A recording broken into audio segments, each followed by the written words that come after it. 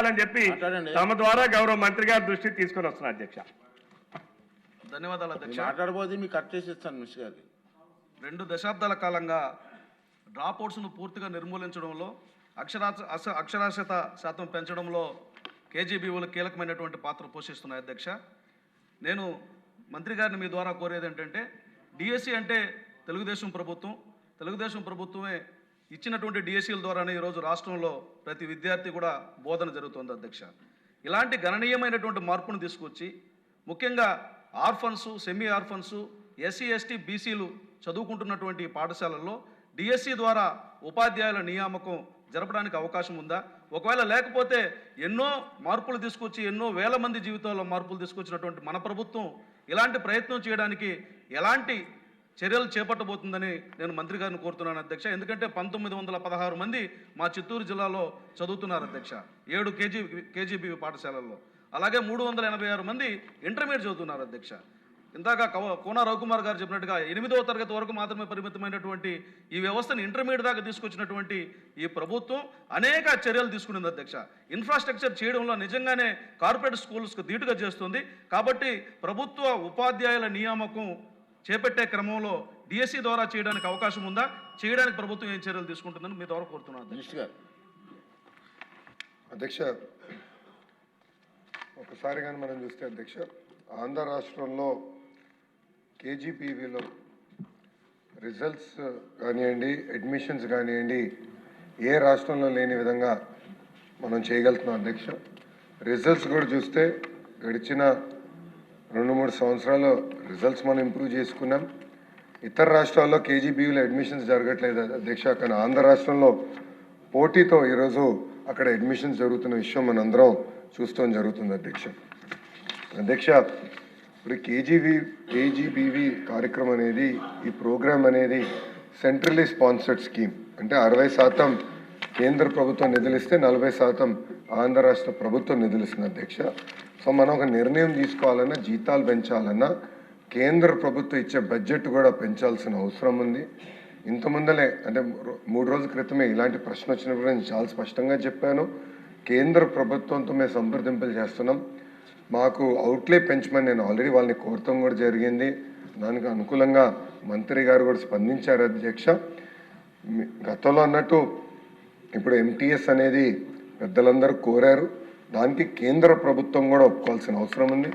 సుమారుగా 11,000 మంది ఈ వ్యవస్థలో పనిచేస్తాం జరుగుతుంది అధ్యక్ష. ఇది 11,000 మందికి సంబంధించిన విషయం. ఇది ఒకరికో ఒక 500 మందికి సంబంధించిన విషయం కాదు.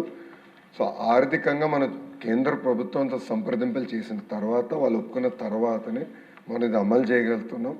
ఈ మ్యాటర్ ఆల్రెడీ హైకోర్టులో సబ్జుడిస్ అధ్యక్ష, హైకోర్టులో ఈ పిటిషన్ కూడా ఇప్పుడు వాళ్ళు పిలుస్తాం జరుగుతుంది. అక్కడ పిటిషన్ని రివ్యూ చేస్తాం కూడా జరుగుతుంది అధ్యక్ష. ఈ పిఏబి కేంద్ర ప్రభుత్వం అప్రూవ్ చేసిన తర్వాత తప్పనిసరిగా జీతాలు పెంచే బాధ్యత మేము తీసుకుంటాం అధ్యక్ష. అంతేకాకుండా అధ్యక్ష, గౌరవ సభ్యులు ఒక విషయం తెలియజేయదలుచుకున్నాను. ఎస్, 100% రిజల్ట్స్ బాగా వస్తున్నాయి. వాళ్ళ జీతాలు పెంచాల్సిన బాధ్యత అటు కేంద్ర ప్రభుత్వం పైన, ఇటు రాష్ట్ర ప్రభుత్వం పైన ఉంది. అంటే ఎలాంటి సందేహం లేదు. అది చెప్తూ నేను గౌరవ సభ్యులకు తెలియజేసేది ఏంటంటే, ఇతర రాష్ట్రాలతో పోల్చితే మన రాష్ట్రంలోనే ఎక్కువ జీతాలు చెల్లిస్తాం జరుగుతుంది అధ్యక్ష. ఆల్రెడీ ఇతర రాష్ట్రాల కన్నా మనం ఎక్కువ ఇస్తున్నాం. చేయాల్సిన అవసరం ఉంది.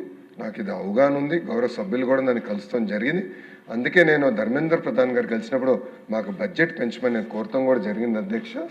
అది తప్పనిసరిగా మేము ఫాలోఅప్ చేస్తాను గౌరవ సభ్యులు తెలియజేస్తున్నా. అంతేకాకుండా డిఎస్సి గురించి గౌరవ సభ్యులు ప్రస్తావించారు అధ్యక్ష.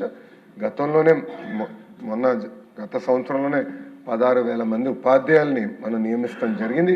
ఈ సంవత్సరం ఉగాది నాటికి మెగా జాబ్ క్యాలెండర్ ఇవ్వాలన్న లక్ష్యంతో మేము అందరం పనిచేస్తున్నాం. చెప్తాను, చాలా తేలికైంది అధ్యక్ష. వర్టికల్ హారిజాంటల్ రిజర్వేషన్ చేయాల్సిన అవసరం ఉంది. ఇప్పుడు మళ్ళీ జోనల్ రీనోటిఫికేషన్, ప్రెసిడెన్షియల్ ఆర్డర్ వచ్చింది, రీనోటిఫికేషన్ చేయాల్సిన అవసరం ఉంది. మొత్తం అన్ని డిపార్ట్మెంట్లు కలిసికట్టుగా పనిచేస్తున్నాం. ఉగాదికి మళ్ళీ మేము జాబ్ క్యాలెండర్ విడుదల చేస్తాం. దాంట్లో ఉపాధ్యాయుల పోస్టులు కూడా ఉంటాయని గౌరవ సభ్యులు తెలియజేస్తున్నాం. క్వశ్చన్ నెంబర్ 1399 అండి. వైసీపీ ఎమ్మెల్యే గారు రాలేదు. ఆన్సర్ చెప్పి డిఫరెంట్గా భావించగల కోరుతున్నాను. నెక్స్ట్ క్వశ్చన్ 1153 ఎడ్యుకేషన్ మినిస్టర్ గారు. అధ్యక్ష, మొదటి ప్రశ్నకి సమాధానం అవునండి. రెండో ప్రశ్నకి సమాధానం అనుబంధం ఒకటిలో వివరాలు ఉన్నాయి. మూడో ప్రశ్నకి సమాధానం అన్ని ప్రభుత్వ పాలిటెక్నిక్స్లో ఉన్న క్రిటికల్ ఇన్ఫ్రాస్ట్రక్చర్ మొత్తం మేము రీఅసెస్ చేస్తాం జరుగుతుంది. ఆ పనులని ఫేజ్ మేనర్గా మేము పూర్తి చేస్తాం. అతిథి గారు. ధన్యవాదాలు అధ్యక్ష. ఏపీ మీరు ఎడ్యుకేషన్ మినిస్టర్ అయిన వెంటనే ఏపీ మళ్ళీ ఊపిరి అనేది పీల్చుకుంటుంది అధ్యక్ష.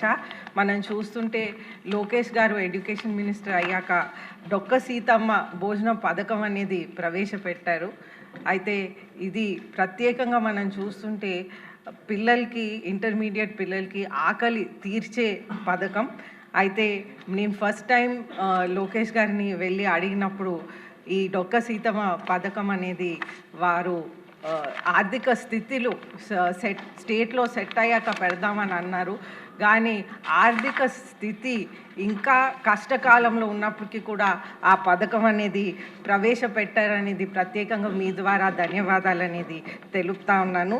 అదేవిధంగా ఎడ్యుకేషన్లో ఎన్నో మైల్ స్టోన్స్ అనేది మనం చేసాం. బుక్స్ అవనివ్వండి, యూనిఫామ్స్ అవనివ్వండి, సిలబస్ అవనివ్వండి, షైనింగ్ స్టార్స్ కూడా మనం పెట్టున్నాం. అలాగే పేరెంట్ టీచర్ మీటింగ్ కూడా మనం పెట్టాము. అలాగే మనం చూస్తుంటే లోకేష్ గారు ఎడ్యుకేషన్ మినిస్టర్గా ఉండటం చాలా అదృష్టం మనకి. వారి ద్వారా మనం జిఎంఆర్ మాన్సాస్ ఎడ్యూసిటీ అనేది, ఏవియేషన్ ఎడ్యూసిటీ అనేది ఫస్ట్ ఏవియేషన్ ఎడ్యూసిటీ భారతదేశంలోనే మనం పెట్టగలిగాము. ఈ ఫంక్షన్కి మీరు కూడా వచ్చారు అధ్యక్ష. మా తండ్రి పుష్పాటి అశోక్ గజపతి రాజు గారు ల్యాండ్ అనేది ఎడ్యూసిటీకి ఇచ్చారు. లోకేష్ గారేమో అన్ని విధాలుగా కూడా ఎడ్యుకేషన్ మినిస్టర్గా దీనికి సహకరించి ముందుకు తీసుకువెళ్ళారు. అయితే ఎన్ని చేసినప్పటికీ కూడా ప్రాబ్లమ్స్ ఇంకా కంటిన్యూగా ఉన్నాయి. అయితే ఎస్పెషలీ వైసీపీ ప్రభుత్వం ఇవన్నీ కూడా గాలికి వదిలేశారు కాబట్టి ఇంకా ఎక్కువ ప్రాబ్లమ్స్ ఉన్నాయి. మనం చూస్తుంటే విజయనగరంలో మహారాజా ఆనంద్ గజపతి రాజు పాలిటెక్నిక్ కాలేజ్లో అది 82లో స్టార్ట్ అయింది. దానికి కూడా మా తాతగారు మాన్సాస్ చైర్మన్ ఉన్నప్పుడు 15 acres భూమి ఇచ్చారు. అయితే ఆ బిల్డింగ్స్ అన్నీ ఆ కాలం నుంచి ఉన్నాయి కాబట్టి ఇప్పుడు శిథిలావస్థకి వచ్చినాయి. అయితే ఆ బిల్డింగ్స్ అన్నీ కూడా రిపేర్ చేయాల్సిన అవసరం ఉంది. దానికి 1 crore 10 lakhs అనేది ఎస్టిమేట్ అనేది వేయటం జరిగింది అధ్యక్ష. అలాగే మనం చూస్తుంటే కొత్త బిల్డింగ్స్ కూడా పోయినసారి నారా చంద్రబాబు నాయుడు గారు నవ్యాంధ్రకి ముఖ్యమంత్రి అయినప్పుడు ఒక 8 crores ఎస్టిమేట్ అనేది వేశారు అధ్యక్ష. ఆ టైంలో 24 colleges కోసం ఎస్టిమేట్ వేశారు.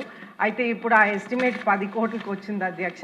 అది కూడా చేయాలని కోరుకుంటా ఉన్నాను. మనం ఈ మనం రీఆర్గనైజేషన్ యాక్ట్లో కూడా మనం బ్యాక్వర్డ్ జిల్లాస్ నుంచి వచ్చాం కాబట్టి దీనికి ప్రాధాన్యం ఇస్తూ సెంట్రల్ గవర్నమెంట్ నుంచి కూడా పాలిటెక్నిక్ అండ్ టెక్నికల్ ఎడ్యుకేషన్ని సపోర్ట్ చేస్తున్నారు, స్కిల్ డెవలప్మెంట్ని సపోర్ట్ చేస్తున్నారు కాబట్టి వాళ్ళ సహకారం కూడా తీసుకొని ఇది ముందుకు తీసుకువెళ్ళాలని మీ ద్వారా కోరుకుంటున్నాను అధ్యక్ష. అలాగే గవర్నమెంట్ దగ్గర నుంచి మీరు ఎక్కడైతే కష్టకాలంలో ఉన్నాం కాబట్టి సిఎస్ఆర్ ఫండ్ని కూడా అనుసంధానం చేసి ముందుకు తీసుకువెళ్ళాలని కోరుకుంటున్నాను అధ్యక్ష. ధన్యవాదాలు అధ్యక్ష. మేము అందరం మొదటిసారి వచ్చాం అధ్యక్ష శాసనసభ. కొంచెం టైం ఇవ్వండి అధ్యక్ష. అంటే సీనియర్ కాదు అధ్యక్ష, 2 hours చేయాలండి. ఇప్పుడు అది మీ చేతుల్లో ఉంది అధ్యక్ష. అధ్యక్ష, ఇప్పుడు హైయర్ ఎడ్యుకేషన్లో అధ్యక్ష ఇంజనీరింగ్ ఎంత కీలకమో పాలిటెక్నిక్, ఐటీఐ డిగ్రీస్ కూడా అంతే కీలకం అధ్యక్ష. ఎందుకంటే ఈరోజు ఆంధ్ర రాష్ట్రంలో పెద్ద ఎత్తున పెట్టుబడులు వస్తున్నాయి. ఆ పెట్టుబడులకు అనుసంధానం చేయాల్సిన అవసరం ఉంది అధ్యక్ష. ఎందుకంటే ఉత్తరాంధ్రకు వచ్చేగల ఒక డేటా సిటీ కానివ్వండి, ఒక పక్కన ఇంకో పక్కన ఫార్మా సిటీ కానీ, ఒక స్టీల్ సిటీ కానీ, మెడికల్ డివైసెస్ సిటీ కానివ్వండి, ఇట్లా అనేక పెద్ద ఎకో సిస్టమ్స్ మనం ఏర్పాటు చేస్తాం జరుగుతుంది అధ్యక్ష. గతంలో నేను చెప్పాను, ఇక్కడ వర్టికల్ హారిజాంటల్ ఇంటిగ్రేషన్ అనేది చాలా చాలా అవసరం. ఒక క్లస్టర్ బేస్డ్ అప్రోచ్ అనేది ప్రజాప్రభుత్వం తీసుకుంటుంది అధ్యక్ష. క్లస్టర్ బేస్డ్ అప్రోచ్ అంటే ఒక సెక్టర్ తీసుకుంటే అది ఒక ప్రాంతానికి రావాలి, దానికి కావాల్సిన అనుబంధ పరిశ్రమలన్నీ ఆ క్లస్టర్లోకి తీసుకురావాల్సిన అవసరం ఉంది అధ్యక్ష. అది వర్టికల్ అంటాం. హారిజాంటల్ ఇంటిగ్రేషన్ వచ్చగల విద్యాశాఖ చాలా కీలకమైన పాత్ర వహిస్తుంది అధ్యక్ష. కావాల్సిన కోర్సెస్ తయారు చేయాలి, కావాల్సిన ఎక్విప్మెంట్ తయారు చేయాలి, అదేవిధంగా మార్కెట్తో మాట్లాడి కంపెనీస్తో సంప్రదింపులు చేసి వాళ్ళకి కావాల్సిన స్కిల్ సెట్ ఎక్విప్మెంట్ అక్కడ ఉన్న పాలిటెక్నిక్స్ కానీ ఐటీఎస్ కానీ డిగ్రీ కళాశాలలో ఏర్పాటు చేయాలి లక్ష్యంతో మేము పనిచేస్తున్నాం అధ్యక్ష మీరు చూస్తే ఇప్పుడు ఇక్కడ అదితి గజపతి రాజు గారు చెప్పిన గవర్నమెంట్ పాలిటెక్నిక్ అధ్యక్ష ఎంఆర్ఐజిఆర్ పాలిటెక్నిక్ విజయనగరం అధ్యక్ష ఇది 1982లో స్థాపించడం జరిగింది అధ్యక్ష.